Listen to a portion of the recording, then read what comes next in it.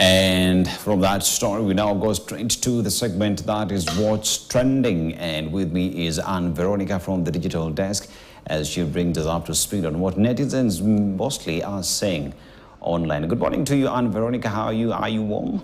Good morning, Aseto. I'm fine. How are you this morning? I'm very good. Have you managed to maybe use the boats that were bought by the county? Sorry? Have you managed to use the boats that were bought by the county? Oh my God. It has rained throughout the night. But now, people are talking online, and also the government has taken measures with regard to the Benylin cough syrup. Just what's the story around this medicine?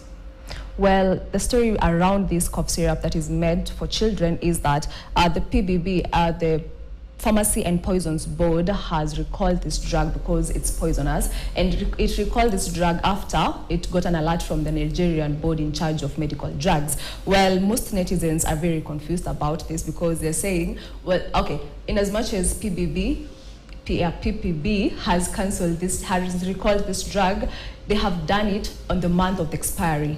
They are saying that it is a certain batch that was produced at least 3 years ago and was meant to expire in April 2024. You can just tell this is the month of April 2024, and now they are recalling this drug. Like most netizens are saying, most of the damage has been done, and so they are questioning PPB for cancelling this drug a little bit too late.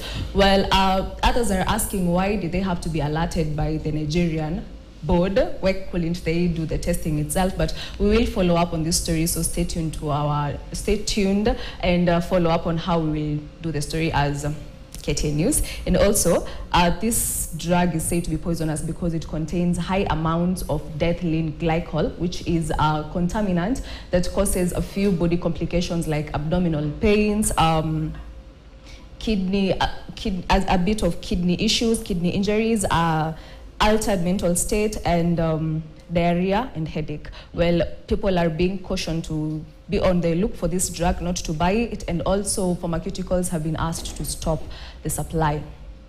And yes, Veronica, that story brings to question the responsibility of the government agencies in place to make sure that anything that Kenyans get to consume actually of the standard that they are supposed to be. Let's see how the Health Ministry will handle that specific story in a days to come. And as rightfully said, our various desks will be following up on this developing story. And yes, again, OJ Simpson is dead.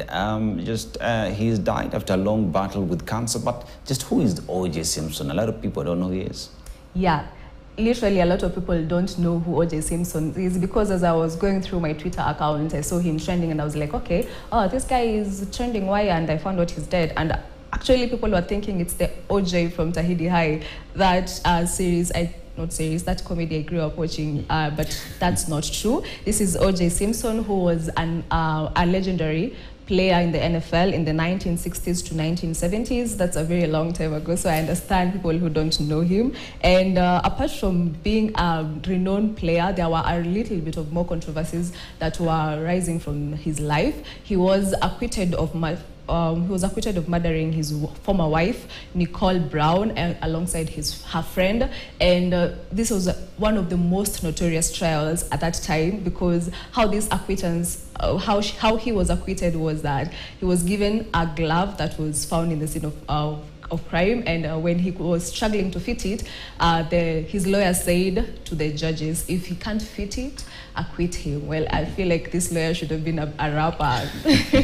But that's how he was acquitted. And later on in 2008, he was arrested of robbery but released on parole in 2017. So there was a little bit of, I can't say a little bit, that there was some controversies along rising from his life. And netizens are sad, while others are not sad, because of whatever his life was about.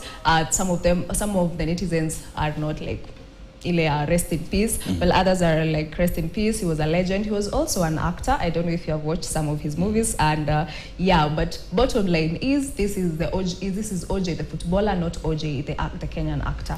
And let me give you a story about OJ Simpson now. During that robbery that is famous, there is a specific getaway car that is associated with him. It's called the Bronco. Just go search his relations with that car called the Bronco, because even in 2022, they released new versions of the Broncos. So that is just one of the stories out there. I know you don't know about it, but yeah, that's a fun fact. Also, members of parliament finally managed to get into their new board, their new homes offices that were launched recently. That is the Bunge Towers. Just tell us about it. Well, that happened yesterday, and the moving into the Bunge Towers has been divided into two phases. And the first phase, yes, that is what happened yesterday. Well, netizens have a lot of questions about Bunge Towers, but if you have seen the structure, yeah, I could agree with most of the netizens that it is really a masterpiece, and some netizens are saying that it was worth the 9.26 billion Kenyan shillings. And it has 28 floors, and other facts we'll do the fact check about this building later. And something else that netizens are saying is that, well, it's like they are taking the best for themselves. I don't know what that means about it, but yeah, well, others are asking whether it was really necessary because, well, at this time, we were building like a 9.26 billion shillings building. Well, Wilson Airport has no lights. Well, there's so many questions that are arising from it, but yeah, that is what the Bunge Towers is about. If for those who don't know, it's a new building that members of parliament are going to be occupying. Also, fun fact, when they were looking for name for Bunge Towers, there was actually an advertising out there that whoever would come up with the best name would be paid, I think, around 1 million shillings.